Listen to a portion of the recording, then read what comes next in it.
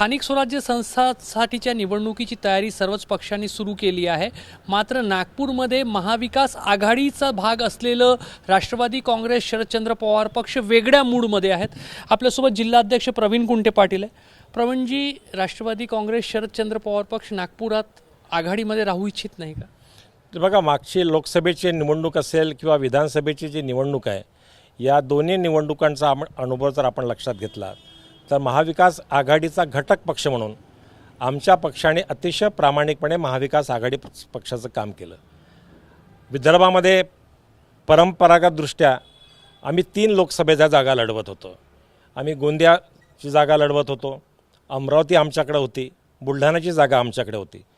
तरी पण महाविकास आघाडीच्या ऐक्याला तडा बसू नये, महाराष्ट्रामध्ये महाविकास आघाडीला चांगलं यश मिळावं यासाठी आम्ही मोठं सॅक्रिफाईस केलं। आमच्या वाट्याला येणाऱ्या 3 जागापैकी 2 जागांवरती आम्ही पाणी सोडलं आणि एक मात्र जागा आम्ही वर्धा लोकसभेची जागा लढलो आणि ती जागा आम्ही निवडूनसुद्धा आली। आणि उर्वरित सगळ्या लोकसभा मतदारसंघामध्ये आमच्या पक्षाने आघाडीचा घटक पक्ष म्हणून धर्माचं पालन केलं, आघाडीचं धर्माचं पालन केलं आणि काँग्रेस पक्षाला जे प्रचंड यश जे विदर्भात मिळालं त्यात आमचा महत्त्वाचा रोल आहे।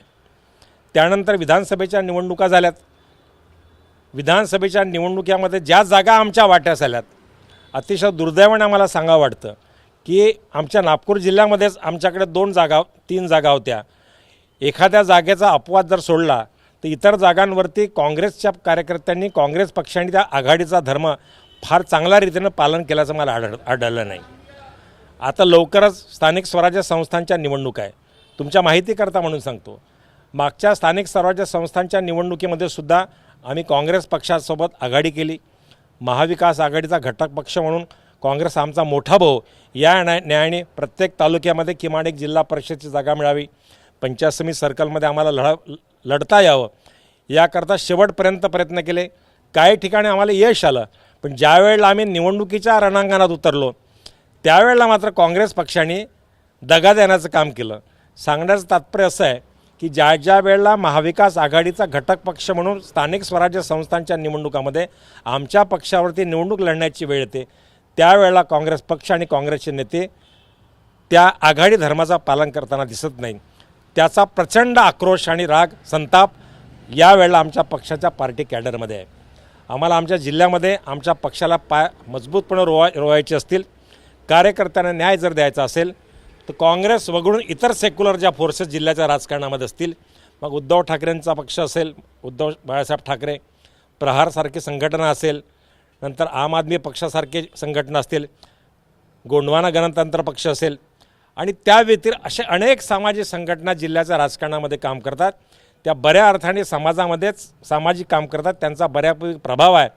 त्या लोकांना एकत्र घेऊन एक नवीन सेक्युलर फोर्स जर आम्हाला जिल्ह्यामध्ये बांधता आला त्या दृष्टीने आम्हाला येणाऱ्या स्थानिक स्वराज्य संस्थांच्या निवडणुकामध्ये आमच्या पक्षाला मजबूत करण्याचं काम आम्ही निश्चितपणे करू। म्हणजे काँग्रेसला वगळून इतर जे संघटना आहे, इतर जे छोटे पक्ष त्यांच्यासोबत बोलणी तुम्ही सुरू केली? हो, आमची अगदी प्राथमिक चर्चा सगळ्यांशी आमची सुरू झाली आहे। दिवाळीचे 3-4 दिवस संपल्यानंतर आम्ही पुन्हा सगळ्यांशी चर्चा करणार आहोत, पण तत्पूर्वी पुन्हा आम्ही काँग्रेस पक्षाच्या सुद्धा कॉलची वाट बघतो आहे। आम्ही चाचपणी करतो। काँग्रेस पक्षाने जर सन्मानाने जर आम्हाला हमी दिली की आम्ही महाविकास आघाडीचं पालन करत असताना सन्मानपूर्वक जागा वाटपामध्ये आम्ही तुम्हाला स्थान देऊ। अजूनही आमची काँग्रेससोबत चर्चेचे आम्ही दरवाजे बंद केलेले नाहीत, पण मागच्यासारखाच अनुभव अडलतट्टूपणा जर काँग्रेस नेतृत्व बाळगणार असेल तर आम्हाला पुढील काळामध्ये काँग्रेस वगळून इतरांसोबत आघाडी करण्याशिवाय पर्याय शिल्लक नाही असं मला वाटतं। अजूनपर्यंत काँग्रेसच्या काही नेत्यांनी नागपूर जिल्ह्यासंदर्भात आघाडी करण्यासंदर्भात संपर्क साधला? अजूनही अधिकृतरित्या काँग्रेस पक्षाच्या कुठल्याही नेतृत्वाने, त्यांचा जिल्हाध्यक्ष असेल किंवा ते काही जिल्ह्याचे नेते असतील, कोणीही आमच्यासोबत या संदर्भात अजूनही संपर्क साधलेला नाही। या उलट काँग्रेस पक्ष वगळून इतर जे सेक्युलर फोर्सेस आहेत त्या सगळ्या पक्षांचे प्रमुखांनी माझ्याशी संपर्क साधला आहे आणि आम्ही पण त्यांच्याशी संपर्क साधतोय। राष्ट्रवादी काँग्रेस शरदचंद्र पवार पक्षाच्या पुढाकाराने जी सेक्युलर आघाडी तुम्ही बनवू इच्छितात नागपूरमध्ये, ती नागपूर जिल्हा परिषद पंचायत समिती निवडणुकांपुरती मर्यादित राहील की नगरपालिका आणि महापालिका निवडणुकांसाठी सुद्धा तो प्रयोग होईल? ते बघा, आता सर्वात अगोदर नगरपालिका नगरपंचायतच्या निवडणुका लागणार आहेत, कदाचित अशी शक्यता वर्तविली जात आहे। आणि त्यानंतर जिल्हा परिषद आणि पंचायत समित्या. नागपूर जिल्हा ग्रामीणमध्ये आता प्रामुख्याने 4 निवडणूक आहेत. एक पंचायत समिती असेल, नगरपालिका असेल, नगरपंचायत असेल, जिल्हा परिषद. त्यामुळे या सगळ्या लोकल बॉडीच्या इलेक्शनमध्ये आम्हाला हा प्रयोग करायचा आहे. काँग्रेसला वगळून सध्या तरी आमचा कल असाच आहे, पण काँग्रेस पक्षाने जर सन्मानजनक जर आम्हाला ऑफर दिली तर आम्ही त्यांच्याशी चर्चा करू. शेवटी महाविकास आघाडी या जिल्ह्याच्या राजकारणात टिकावी असं आमचं प्रायमरी मत आहे आणि आमचा संकल्पसुद्धा आहे. पण मागचा जो अनुभव आमच्या गाठीशी आहे तो लक्षात घेता कुठेतरी आम्हाला लास्ट मुमेंटला आमच्याबद्दल कुठे आम्हाला दगाफटका होऊ नये, त्यामुळे त्याची काळजी आम्ही यावेळेला निश्चितपणे आम्ही घेतो आहे.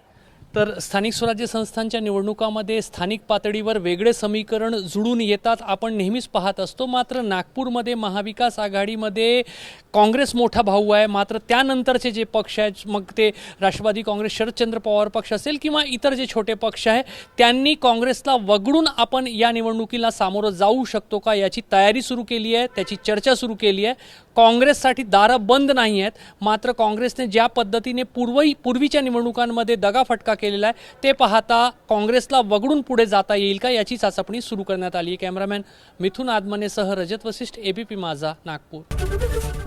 एबीपी माझा, उघडा डोळे बघा नीट.